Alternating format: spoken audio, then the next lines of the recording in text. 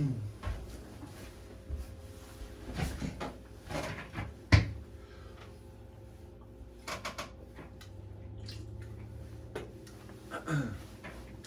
yo, yo.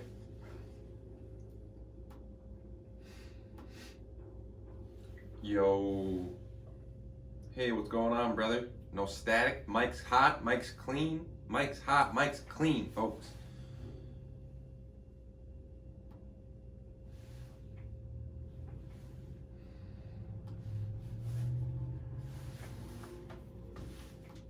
Three, two, one. Live. L-I-V-E, folks. L-I-V-E. So, this is a big topic today. The topic on today's daily Q&A with the two brothers daily Q&A is on ego. So in life, one of our biggest enemies is the ego. We are typically our own biggest enemy, and our biggest enemy being our ego. Our inability to recognize our ego as our number one issue is a major issue and topic. So I'm going to talk about ego and it being our enemy, as well as how this correlates to business, as well as how this correlates to individual level. So how does ego being our enemy correlate to us in life and in business? In general, it's the concept of principles versus personalities. And in business, it's about what you're doing, not about the people that are doing it. So ultimately, I'm going to talk about how ego is our enemy and how overcoming ego, replacing it with humility and replacing it with creativity and imagination and ambiguity is a great answer. Because ambiguity is ultimately where we need to be living in. Creativity, imagination, and ambiguity, which is the openness to different interpretations and perspectives of something. Ultimately, number one, we must suppress ego early before bad habits form. That's so essential. Taking hold of this and understanding that at a young age, we must, at a young age, start letting our kids gain self-awareness via auditing and inspecting, which is empirical principles. Inspecting is an empirical principle. The three empirical principles that we're in media that we talk about are inspecting, adaptation, and transparency. Transparency correlates to being authentic, vulnerable, and real. Thanks for being with us. So at a younger age, we need to start having our kids gain self-awareness to ego and gain self-awareness to them. So suppressing ego early before bad habits take hold, replacing them with replacing the temptations of ego with humility, discipline, and fortitude. So when fate turns against us, we are not wrecked by failure. This is a big topic, folks, and it's a really big issue ultimately in the big scheme of things, because a lot of us were afraid to fail. And ego and being afraid to fail is essentially all ego.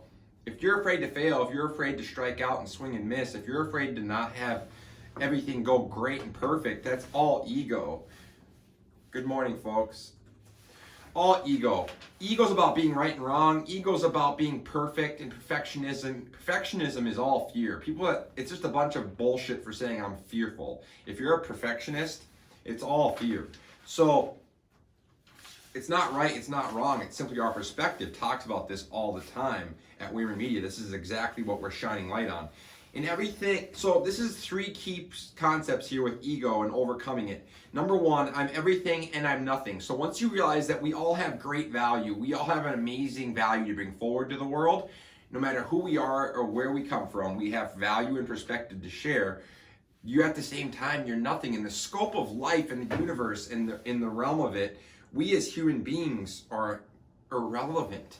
We are irrelevant 100%. We're just like a little ant in the universe, and we are in the scheme of the universe absolutely irrelevant. So at the same time, we're everything, we are nothing. And that's crucial to realize, because that kind of shines light on a lot of what we're talking about.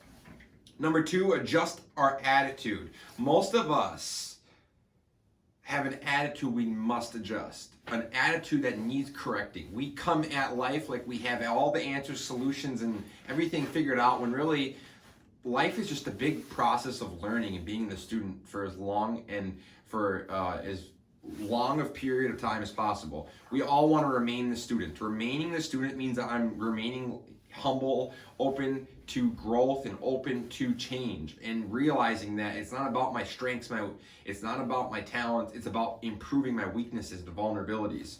So number 2, adjust our attitude. Number 3, most of what you think you know and most of what you learn in books is wrong or out of date. That's so big to me. But I'm going to lean into the definition of ambiguity. So I think ambiguity is the answer to ultimately being able to overcome ego. The quality of being open to more than one interpretation, inexactness. So art and creativity is all about inexactness. And if you think about ego, ego's about being right and wrong. Ego's about I know better than you. I know more than you. Ego is elitism. Ego is narrow-mindedness. Ego is entitlement versus all these other things. So I think ego versus ambiguity are the 2 things that I want to shine the most light on in this conversation and topic, because we developed a clothing line. Shout out to More Love Nation clothing line. This is some of the swag. These are the zip ups. This is a Champion zip up. They're 5-star. And when you do that, we're using ambiguity. We're using the More Love symbol to create a piece of clothing and a logo that's about more love. Everything that we do here is about more love, more empathy, more compassion, more kindness, and more love. Because if we come from love, compassion, kindness, and empathy, we're then most likely going to start working together in a much more cohesive, flexible fashion, which is essential for us to succeed and sustain as a species. We have to work together. This requires us removing ego. Well, if we want to connect and lead and be together and united, ego is the exact obstacle. Ego is our biggest enemy, folks, on an individual and collective level. If you start to look at business owners or businesses, complexity and ego and personalities is what causes the issue within business structures. If you look at every business that has a bottleneck and ego at the top, like a CMO, CEO, CFO, etc., it's all ego and bottleneck. Someone at the top thinks they have all the answers and all the solutions, and they know what brings value and what doesn't, when really the market decides, the audience decides. We can't decide people's wants, needs, and desires. We can try and listen to them, and we can listen to the audience and the market and say maybe hear what their wants, needs, and desires are, but I egotistically can't decide for others what their wants, needs, and desires are. So on an individual level, ego is my biggest obstacle to connecting with others and working well and cohesively with others, and not being disruptive or selfish or self-absorbed. And at the same time, once I am out of it's the individuality and collectiveness. So individuality is the first step. Once you overcome ego to gain individuality, awareness, and perspective, and I'm able to work together cooperatively and flexibly with others in large numbers, I can then move forward within that group of people, and I can then focus on how I can cooperate and operate within that larger network, and understand that it is the issue of ego that keeps large numbers of people from cooperating in a flexible fashion. Because look at that, it's about principles, not personality. So if I bring a bunch of people together, and the task and the objective in a society is for us to sustain as a species and thrive and have as a society, if you look at our society, the purpose of our society is to sustain as a species, have high quality of life, ensure we're taking care of each other, and happiness. Say that's the goal. Ultimately, then we have to come together and we have to make that the goal. It's not about the people, it's about the goal, it's about the principle, it's about the objective. And then in order to achieve that objective, we need to remove ego and live in ambiguity. Once again, that is about creativity and imagination. When you look at fictional storytelling and the creating of new realities and inventing new tools of tomorrow, this means ambiguity is the answer. Because no one can tell you that's right and wrong when it comes to creativity and imagination. We're constantly proving definitions and ideas and perspectives wrong. Constantly. That's what science is. Science is constantly proving itself wrong on a regular basis. Ideas, definitions, and symbols are constantly changing. So ambiguity is the answer. It brings us out of self. It brings us out of right and wrong. And it brings us out of elitism. Because ego is all about right and wrong, and ambiguity is all about interpretation and different perspectives. The quality of being open to more than one interpretation, and inexactness. So inexactness and interpretation, that takes us out of then fear and ego, because Fear and ego is about being perfect. And when I talked about perfectionism earlier, that's exactly what I said. Perfectionism is fear and insecurities with a bunch of lipstick on it. Everyone that has perfectionism, that thinks they're perfectionists, it's just what's it called? It's paralysis by analysis, because you're afraid and fearful of being inexact, or afraid and fearful of and insecure about being imperfect and having shortcomings. You never take action or commit. But ultimately, ambiguity is the answer, folks, because ambiguity, when I learned this, I was like, wow. We were starting Weirman Media, we were launching the company, and everything that we do and talk about at Weirman Media has to do with growth. And the number one objective in growth is overcoming ego, removing ego and removing self, and putting others first and connecting with others, and understanding that it's not about me, it's about we. And once you realize that, I was really powerful, because we launched our clothing line, the one I was mentioning, and I had someone comment on the clothing and say, that definition is wrong. They said this logo, they said our logo right here is wrong. And that's interesting. It shined a light on this. So after us doing this, it really woke me up. I was like, wow, it's ambiguity is the answer. Creativity and imagination, which once you read Yuval Harari's A Brief History of Homo Sapiens, Mankind, or something along those lines, Homo Sapiens, A Brief History of Mankind, he talks about how imagination and creativity is what has kept us as a species alive. We've invented and created new tools via imagination and creativity, like technology and AI and computers and cell phones, that have helped us to overcome our threats. As a species, we have to eliminate our threats. So if you think about it, if you have a large group of people coming together and they remove their ego and their self from the conversation, they make it about the greater good and the goal and the principle, and then they all come together with their ideas, thoughts, and concepts, and then you guys create and invent some kind of tool or object that then is all fine and dandy. Ambiguity is the answer. It's not right and wrong. Creativity, imagination can never be right and can never be wrong. And it's always inexact, and it always is open for a different interpretation. So this is why we need to start living in more of a creative, more in artistic, expressive, imagination world, because by doing so, it'll force us to shift away from ego. Ego and ambiguity have a very hard time coexisting. Ambiguity absolutely smothers ego. Ambiguity smothers ego. Because if we're creating, if we're expressing, and we're being artistic, and we're being imagination, and we're living in imagination and being imaginative, someone can't look at you and say that's right and wrong.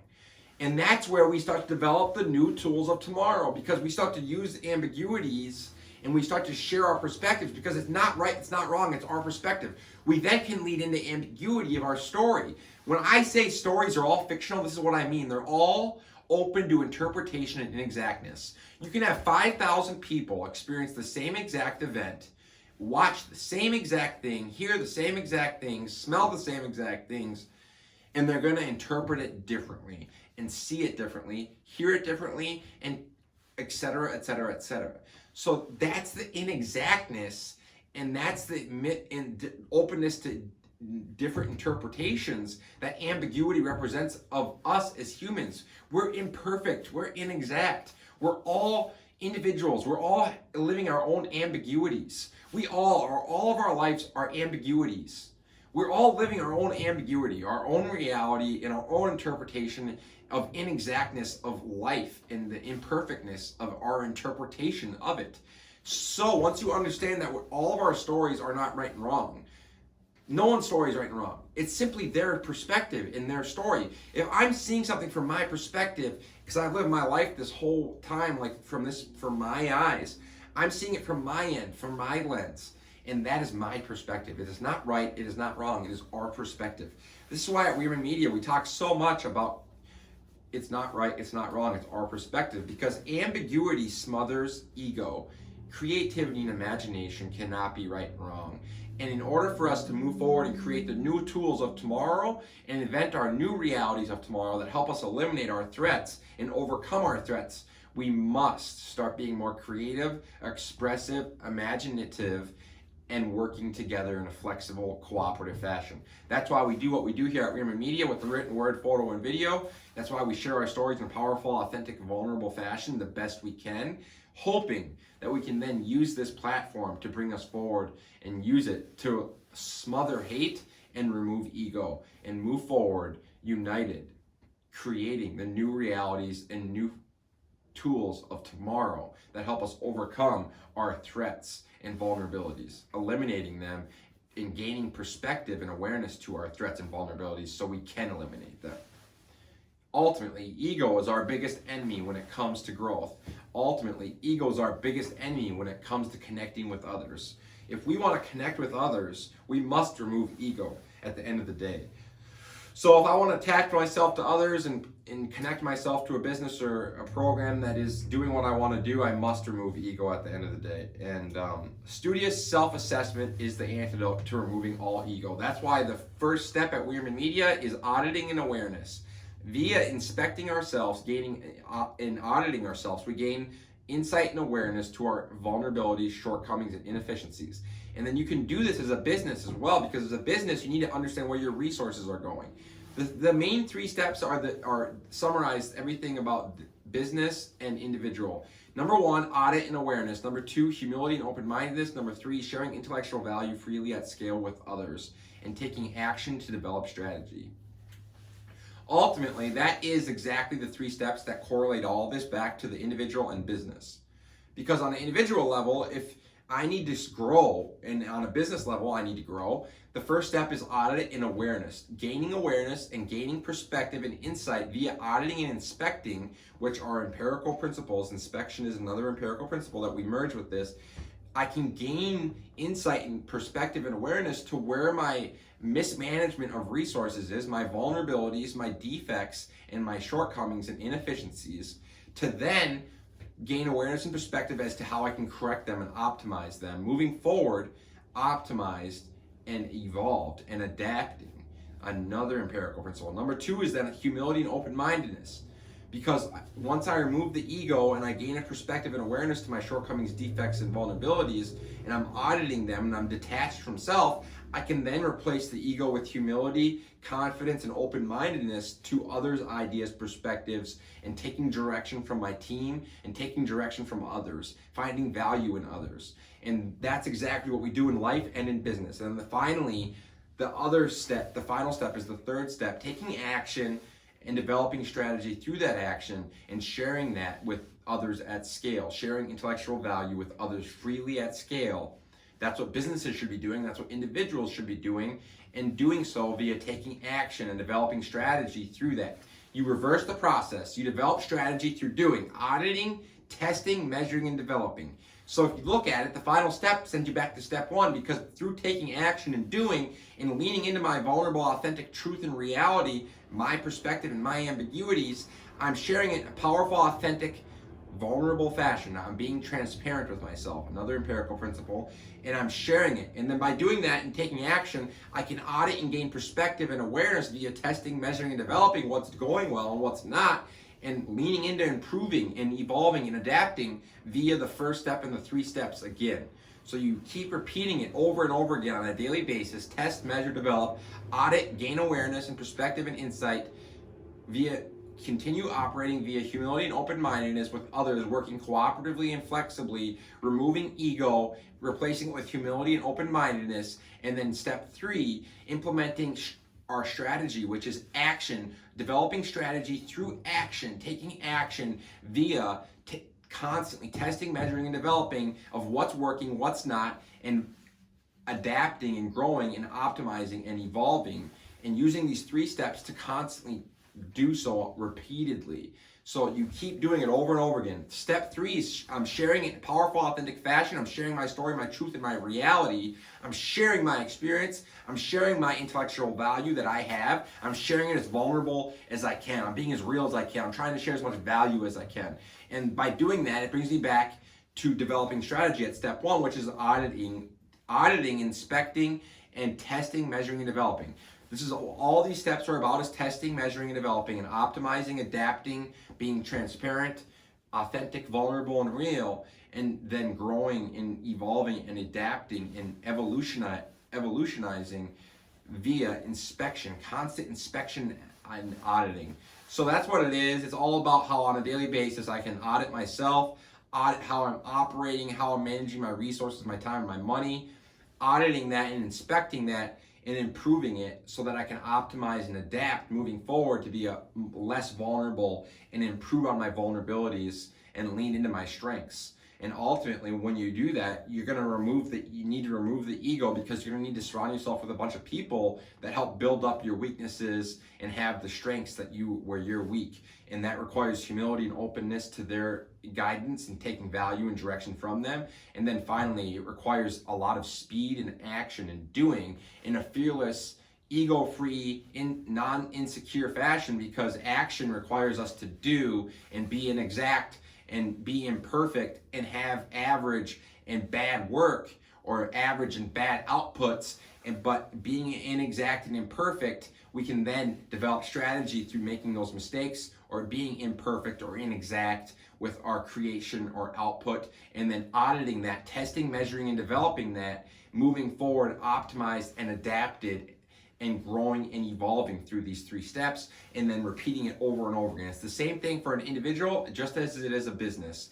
But it's crucial for a founder to understand all these things, because as you move into being a business owner, I really need to have these characteristics down. As a business owner, I need to know as a founder, because I'm going to impact everyone underneath me. I'm going to be the one that directly impacts everyone underneath me when I'm the founder of the business. I need to understand where I sit on speed, humility, patience, organization, leadership, risk, etc., because these are the things that affect my ability to scale a business. Also, not micromanaging others. Not micromanaging other people comes back to ego, comes back to trust, comes back to fear, comes back to insecurities and perfectionism. Ultimately, at the end of the day, we are our own biggest enemy, and ego is our number one enemy and obstacle to success. The number one way around ego is following the growth steps at Wierman Media and implementing creativity, open-mindedness, humility to replace the ego with that humility, confidence, and open-mindedness, by surrounding yourself with people that you believe in and have the strengths where you're weak, and where you're weak, they're strong, and where they're strong, where you're strong, they're weak.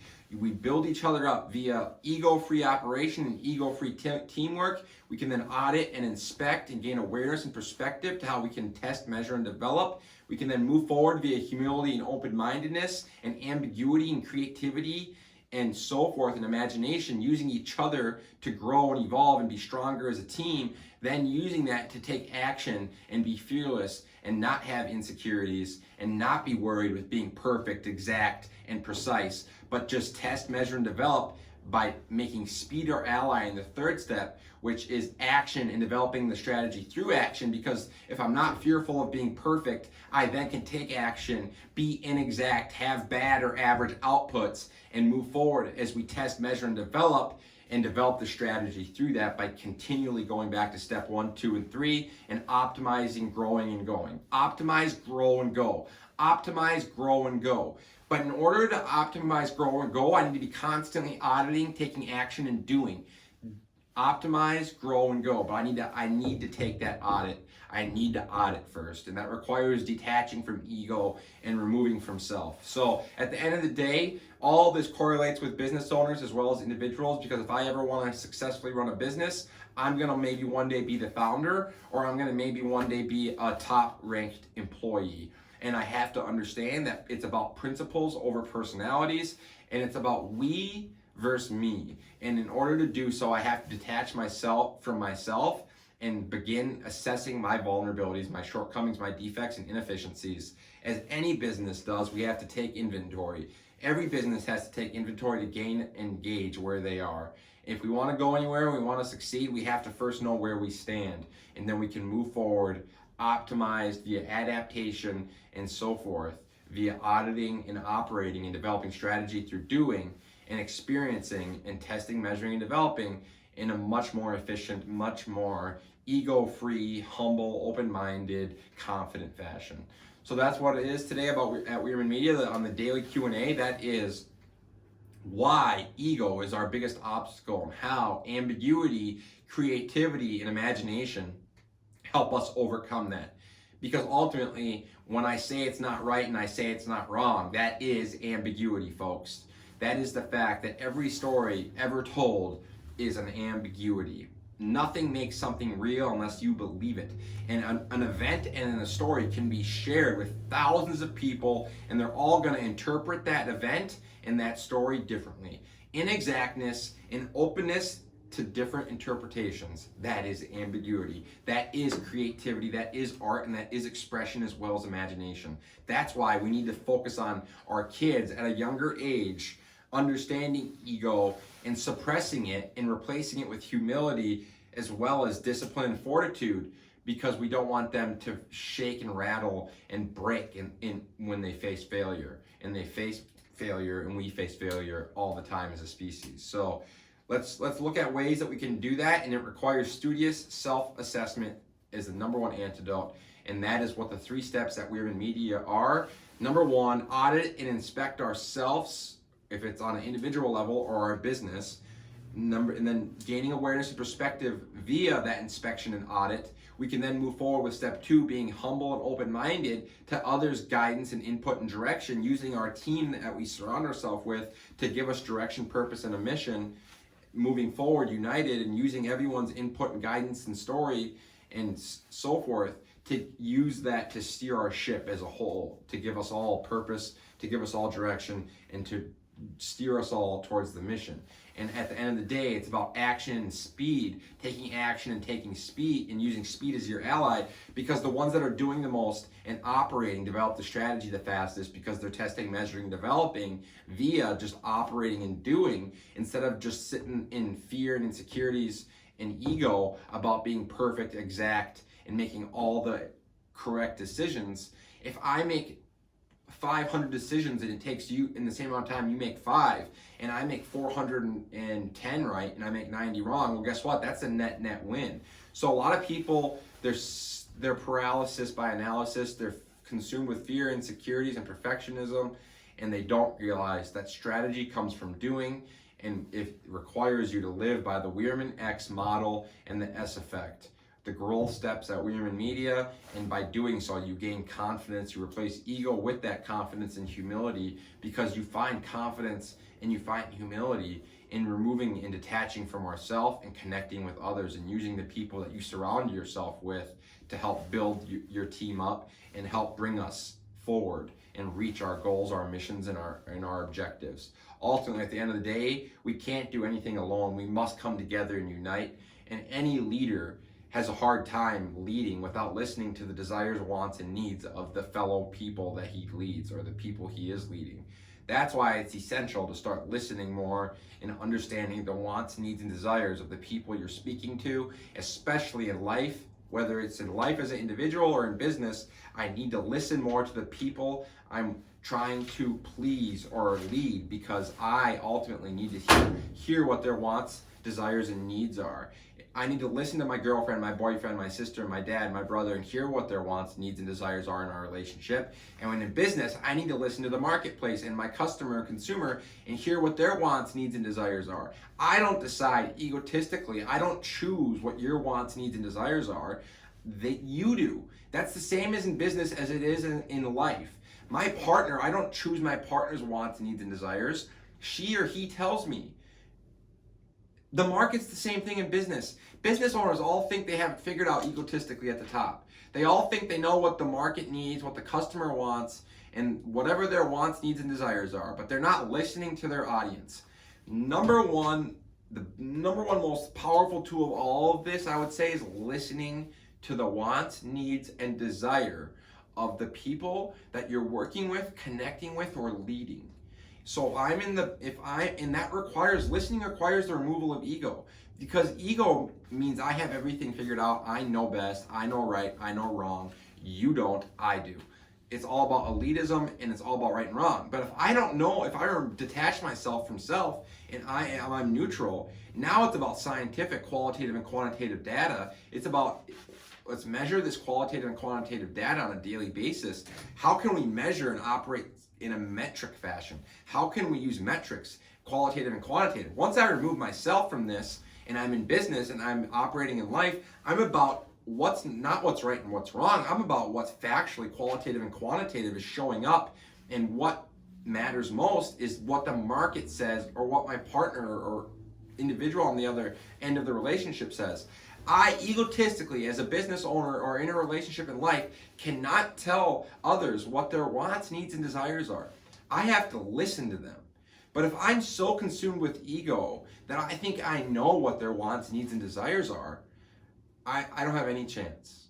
I'm really putting handcuffs on my chance of success, because listening is the most powerful tool we all have when it comes to having success in life as well as relationships and leading others.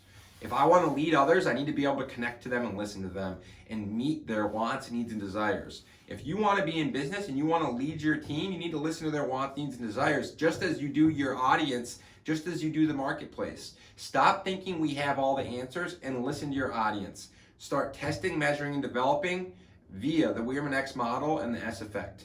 It requires removal of ego, creativity, ambiguity, imagination, and operating and developing strategy through doing and taking action. But you must be operating in a systematic, scientific, streamlined fashion for you to have success within this model. You can't just be shooting from the hip and doing this. You have to have a systematic, strategic way of doing so.